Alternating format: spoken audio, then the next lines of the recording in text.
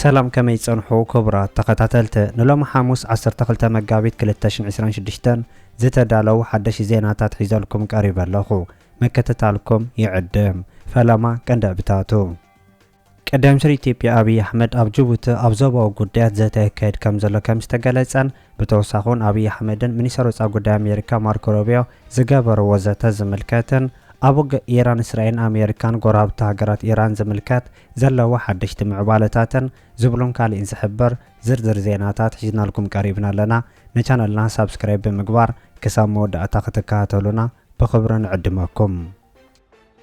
وجه إيران أمريكان إسرائيل قرابة هجرات إيران بزحية لملكو عبز غسلو لزلو أوان واغانا داد سماي عرق كم زلو تقاليسو أمريكان عباي بريطانيا حويسكا لعلى 10 هجرات عالم نتبسنك كينات إيران سماي زديب زلو واغانا داد نمقدال عقور حابت نداد إند حرم زرقحن وانتخوانا واغانا داد يوسف كم زلو تقاليسو إيران لعلى وتهدراو قطباو كينات تكايد كم زلا كحبرو صنحونا يتخباب من جتات نوشمت حرمز بمعصاو تراي معالتاو نتناي نداد قربات كم زنقل كلن واقو سماي كم زديب تقبر كم زلان نتمصاو معصاو حليفه ابتحت مايات نايت بحره نتوقت مقبراون زفلت كوينو ابت مصاو زتفلالي ميلاتنا جبرت تقالس كم زلاون يغلصلو اب امريكا واغانا حنت برميل زيت صاري نداد ب900 موساخون كسب $100 بسيحو كم زنبره زحبرو منجتات نايت هاجر ابز غزاز واغا ندادن حدا برميل $110 بسيحو كم زلو غناون واغو يوسخ كم زلو ون يغلصو بوجل شوعه زفلطا عبيت هاجرات نت ابلعل قرب ساعات بايران زكير زلو كينات نمفكاستر اي زيفل دغف عقر حابت خطقما مستسما معون تخونه واغا نداد اب اسيا كوسخ كم استرأي منجتات يغلصو ايران ابز غزاز ترأي زلو متن موسخ دروت مخانو بمغلاص اب حاسير غزي $200 نبرميل كبصح مخانون ابلعل ايران زكايد زلو متقعته ناسرائيل امريكان طراي زيكونه نمل عالم واقع كخفل مخانو ونقاليس الله بات إيران تقاصرو نابوش متعرب مأتو انكو زخونان مصابو حرموز التحالف مركب كتهلو كم زي كونت تفكر زلا إيران زخونت بات مصابو زحالفت مركب كمصان زخل حادقا تحتاتت مخانو ونقاليس الله از خمزي لنكالو قدام سر إيراق محمد شيع السوداني نبرزانت إيران موسد بشكيان ابزهابو مجلسي ات ابلعل إيراق زفتصم زلو متقعت تقبالنت كم زي بولو كحبرن كالو إيراق نزخوانا ناي دقا منغستو ويقوجلا كامر يتا متقعت كفتصام كم زي تفكد عرقا قيسلو خمزلو يتقاسلو إسرائيل أمريكان أبلعلي إيران متقعت كابز جمرات حيزان أبلعلي إيراق متقعت زكايدت إيران نتوم أب إيراق زلونا أمريكا حيلتات نمركاب بزح فتنتات كتقبر مصنع حزف اللات كوينو إيراق نتوم أمريكا حيلتات كامر يتا تبقيسوم إيران كيتقعو كتعاكتوم كم تخقلن كم زي تخقلن إيران رجعنا كم زي كونتها تحبر أب إيراق زلونا أمريكا مدبرات كان علامة نايت بسنك دبدبات أمريكا ملسة متقعتك كفتصام كم استجدد زحبر نا إيران منجسته قبل لتم أنصار إيران زق على سوزلو كرديان ون أبوشت عراق متقعت مكيادون بحجون ككايد مخاني قلص الله اب إيراق زركابو ناي كرديان حيلتات إيرانيان مخانو من بني أمريكا حجزات أنصار منجست إيران كقالسو يقبر كم زلو زحبرو نا إيران وجنات أمريكا كابز حالفة إسلامان وجنات نمكل خال بزبل قلباب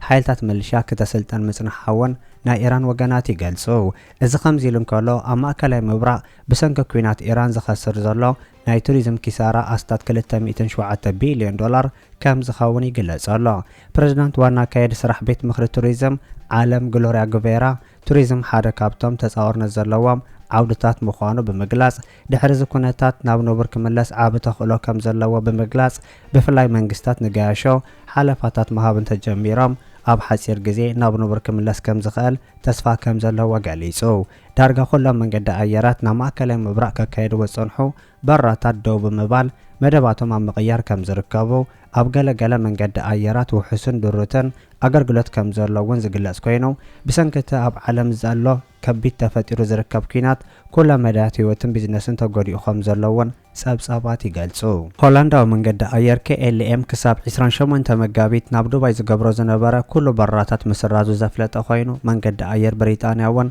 ኣብቲ ዞባ ንዘሎ መስመራት ብዝምልከት ተመሳሳሊ ውሳነ ወሲዱ ከም ዘለውን ይግለጽ ኣሎ።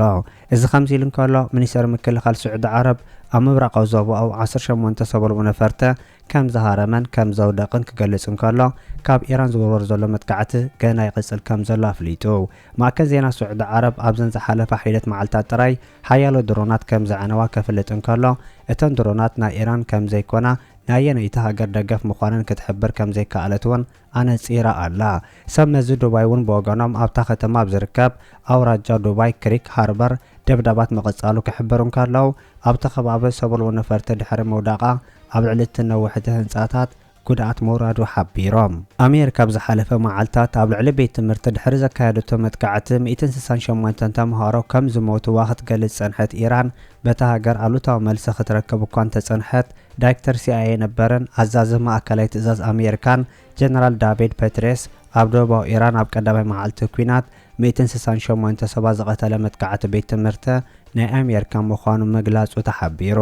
እቲ ጀነራል ኣብቲ ቤት ትምህርቲ ዝወደቐ ሚሳኤል ኣብ ኣሜሪካ ጥራይ ዝርከብ ከም ዝኾነ ድሕሪ ምግላጽ ነቲ ናይ ምስክርነት መግለጺ ምሃቡ ዝሕበር ኮይኑ ብመንግስቲ ኣሜሪካ ታሪክ ተቃውሞ ከጋጥሞ ምዃኑ እውን ጸብጻባት ይሕብሩ። እዚ ከምዚ ኢሉ እንከሎ እስራኤል ኣብ ልዕሊ ቤይሩት ትፍጽሞ ዘላ መጥቃዕቲ ኣብ ዝቐጸለሉ ሂዝቦላ ከበድቲ ልዕሊ 100 ሮኬታት ናብ እስራኤል ከም ዝተኮሰተ ገሊጹ። እስራኤል ኣብ ልዕሊ ሊባኖ ዘካየደቶ መጥቃዕቲ ነፈርቲ ብ10 ዝቁጸሩ ሰባት ክሞቱ እንከለዉ ብውሕዱ 8 ሰባት ኣብ ጥቓ ገምገም ባሕሪ ርእሰ ከተማ ቤይሩት ብዝተፈጸመ መጥቃዕቲ ከም ዝተቐተሉ ተገሊጹ ኣሎ። ሚኒስትር ጥዕና ሊባኖስ እቲ መጥቃዕቲ ብቐጥታ ኣብ ሓንቲ መኪና ከም ዝተፈጸመ ዝሓበረ ኮይኑ ብዘይካ እቲ ሞት 21 ሰባት ከም ዝቆሰሉ ሓቢሩ። ካልኣይ መጥቃዕቲ እውን ኣብቶም ዝተጎድኡ ንምሕጋዝ ዝተኣከቡ ሰባት ተወሳኺ መጉዳእቲ ከም ዘስዓበ ገሊጹ። ርእሰ ከተማ ቤይሩት ትማሊ ረቡዕ ምሸት ብከቢድ መጥቃዕቲ ነፈርቲ ከም ዝተሃረመትን ኣብ ሓያሎ ከባቢታት ከተማ ከቢድ ፍንጀራ ከም ተሰምዕ ዝተገለጸ ኮይኑ ብኣሽሓት ዝቁጸሩ ነበርቲ ደቡባዊ ክፋል እታ ከተማ ካብቲ መጥቃዕቲ ንምህዳም ካብ ገዝኦም ከም ዝወፁ እውን ተገሊጹ ኣሎ። ከም ግብረ መልሲ ሂዝቦላ ልዕሊ 100 ሮኬታት ናብ ሃይፋን ካልኦት ከባቢታት ሰሜናዊ እስራኤልን ብምትኳስ ከቢድ መጉዳእቲ ከም ዘውረደ እውን ይግለጽ ኣሎ። እዚ ከምዚ ኢሉ እንከሎ ውድብ ንግዲ ባሕሪ ዓባይ ብሪጣንያ ካብ 28 ለካቲት ክሳብ 11 መጋቢት ጥራይ ኣብ ወሽመጥ ዓረብ መጻወ ሆርሙዝን ወሽመጥ ዑማንን 13 መራኸብ መጥቃዕቲ ከም ዝተፈጸመን ኣፍሊጡ። ኣብ ገምገም ባሕሪ ኢራቅ ትርከብ ከተማ ባስራ ኣብ ጥቓ ወደብሆም ቃስር ኣብ ሓደ ለይተ ተወሳኺ 2 መራኸብ መጥቃዕቲ ከም ዝተፈጸመን ዝገለጸ ኮይኑ ወደባት ኢራቅ ዘመሓደር ኩባንያ በቲ መጥቃዕቲ 38 ሰራሕተኛታት ከም ዝተሃረሙን ሓደ ሰብ ከም ዝሞተን ገሊጹ ኣሎ። ብኻልእ ዜና ድማ ትማሊ ረቡዕ ምሸት ኣብ ከባቢ ከተማ ባስራ ኢራቅ ኣብ ዝርከብ ወደብ ዑም ቃስር ከቢድ መጥቃዕቲ ከም ዝተፈጸመ ተገሊጹ ኣሎ። ንወደብ ኢራቅ ዘመሓደር ኩባንያ ንማእከናት ዜና እታ ሃገር ኣብ ዝሃቦ ሓበሬታ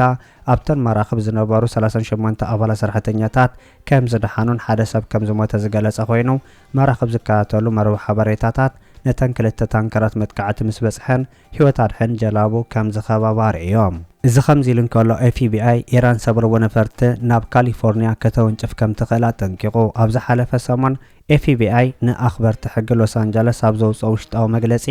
ኢራን ሰብረዎ ነፈርቲ ናብ ካሊፎርኒያ ከተወንጭፍ ከም ትኽእል ከም ዘጠንቀቐ ተገሊጹ። ብመሰረት ጸብጻብ ሲቢኤስ ኣብ ልዕሊ ካሊፎርኒያ ሃንደበታዊ መጥቃዕቲ ንምፍጻም ካብ ባሕሪ ሰብረዎ ነፈርቲ ከተወንጭፍ ከም ትኽእል ኣጠንቂቑ ኣሎ። መንግስቲ ኣሜሪካን ኣኽበርቲ ሕጊ ክፍለ ግዛኣት ካሊፎርኒያ ነቲ ማእከል ዜና ኣብ ዝሃቦ መግለጺ ኣብቲ መዘኻኸሪ ዝኾነ ዝፍለጥ ወይ ፍሉይ ስግኣት ከም ዘየለ ዝገለጹ ኮይኖም ኣኽበርቲ ሕጊ ሎስ አንጀለስ ኣሜሪካን እስራኤልን ኣብ ልዕሊ ኢራን ኩናት ቅድሚ ምጅማረን እዩ ነዚ ሓበሬታ ተዋሂብዎም ዘሎ። ኣመሓዳሪ ካሊፎርኒያ ጋቪን ኒውሶም ኣብ ገጽ ትዊተር ኣብ ዝሃቦ ሓበሬታ ኣብዚ እዋን እዚ ዝኾነ ፍሉይ ሓደጋ ከም ዘሎ እኳ እንተዘይፈለጥና ኣብ ግዛኣትና ንዝኾነ ክመጽእ ዝኽእል ሓደጋ ግን ድልዋትና ክብል ኣብ ትዊተሩ ጽሒፉ ኣሎ።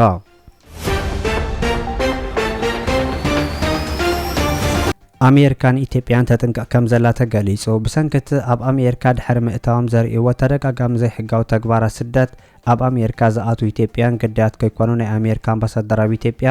ኣምባሳደር ኤርቢ ማሲንጋ ተሓሳሲቡ።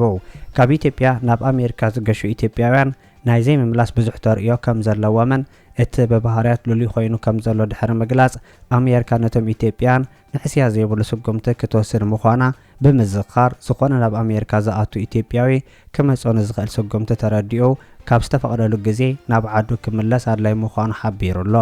ካብቲ ዝተዋህቦም ግዜ ቪዛ ንላዕሊ ኣብ መሬት ኣሜሪካ ናይ ዝጸንሑ ኢትዮጵያን ቁጽሪ ብመንጽር ናብ ኣሜሪካ ዝኣተው ብዝሒ ክነጻጸር እንከሎ ኣዝዩ ብዙሕ ብምዃኑ ኣሰካፊ ተሪኦ ኮይኑ ከም ዘሎ ዝሕብር እቲ ኣምባሳደር ኢትዮጵያውያን ካብ ምሕረት ዘይብሉ ናይ ስደተኛታት ፖሊሲ ምምሕዳር ትራምፕ ክጥንቀቁውን እቲ ኣምባሳደር ወሲኹ ገሊጹ ኣሎ።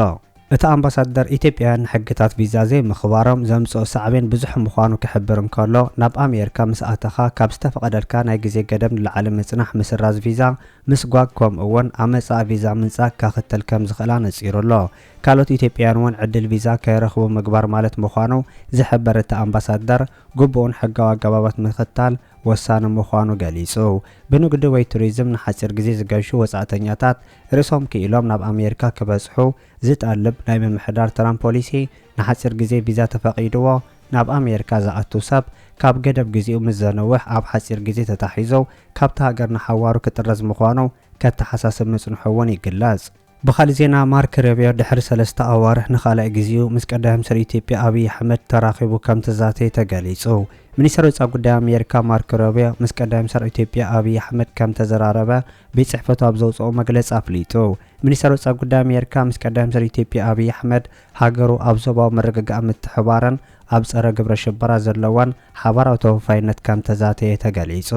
ብመሰረት ወሃብ ቃል ሚኒስትር ወጻኢ ጉዳይ ኣሜሪካ ዘውጽኦ ሓጺር መግለጺ ክልቲኦም ላዕለዎት ሰበስልጣን ኣብ ቁጠባዊ ምትሕብባር ከምኡውን ኣብ ቀርኒ ኣፍሪቃ ነባሪ ጸጥታ መሰረት ንምንጻፍ ከም ተዛተዩ ተገሊጹ። ሚኒስትር ወጻኢ ጉዳይ ኣሜሪካ ብዘውጽኦ ሓጺር መግለጺ ኣብ መንጎ ማርክ ሩቢዮን ኣብይ ኣሕመድን ዝተኻየደ ዞቶታት ዝሓበረ ኮይኑ እንተኾነ ግን ዝርዝር ሓበሬታ ካብ ምሃብ ተቆጢቡ ኣሎ። ኣብ መንጎ ኣብይ ኣሕመድን ማርክ ሩቢዮን ዝካየድ ዘሎ ዘተ ቅድሚ ውግእ ምጅማር ኢራን ቅድሚ ሰሙን ዘተ ከም ዝገበሩ ዝተገለጸ ኮይኑ ኣብ ውሽጢ 3 ወርሒ ንመበል ካልኣይ ግዜ ዘተ ይገብሩ ከም ዘለዉ እውን ተገሊጹ።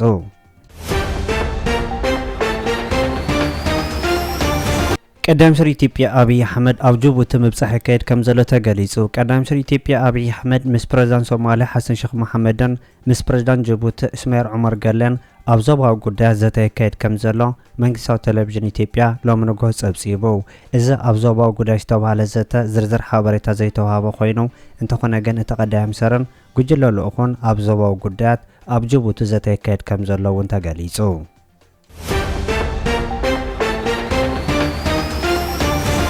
ክቡራት ተኸታተልቲ ንሎም ዝተዳለወ ዜና ነዚ ይመስል። ኣብ ዝቕጽሉ ዝፍነው ዜናታት ብቐዳምነት ክበጽሐኩም ሳብስክራይብ ዘይገበርኩም ሳብስክራይብ ንኽትገብሩ ብኸብሪ ንዕድመኩም።